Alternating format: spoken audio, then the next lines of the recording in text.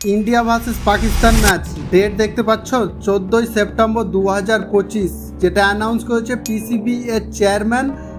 আমরা কিন্তু এখনও ডেটটা ভুলিনি। 22শে এপ্রিল 2025 পেহেলগ্রাম অ্যাটাক। এখনও টেররিস্টকে খুঁজে বের করা হয়নি। আর আমাদের আর্মির যে পাকিস্তানের সাথে ওয়ার লাইক সিচুয়েশন হয়েছে, আমাদের যে এত ভাই বন্ধুগুলো মারা গিয়েছে, ওদেরকে টেররিস্ট কে মেরেছে এখনও খোঁজ হয়নি। এই ডেট ফিক্সিং হয়ে গেছে। তারপরে আমার যেটা প্রশ্ন, যে কিছুদিন আগে দিলজিৎ পাজি পাকিস্তানি অ্যাক্ট্রেসের সাথে সিনেমা করেছিল পেহেলগ্রাম অ্যাটাকের আগেই। তার জন্য ওনাকে এত ট্রোল করা হলো, এত বাজে মন্তব্য করা হয়েছে। আর নীরাজ চোপড়া কি করেছিল, নাদিমকে ডেকেছিল, পাকিস্তানি অ্যাথলেটিককে ডেকেছিল, ইনভাইট করেছিল। তার জন্য ওনাকে এত ট্রোল করা হলো, কিন্তু আমরা সব ভুলে গেলাম যে ওনাকে এত ট্রোল করা হয়েছে। আর বিসিসিআই কী করলো, এটা ইন্ডিয়া ভার্সেস পাকিস্তানের ম্যাচ করে দিল। এখানে ইন্ডিয়ার যখন কিছু টাকার ব্যাপার আছে, তখন এখানে বিসিসিআই অমিত শাহর ছেলে, আমাদের হোম মিনিস্টারের ছেলে জাহিদ শাহ, এইটা দেশের কথা ভাবলো না, দেশের থেকে বড় হয়ে গেল ক্রিকেট।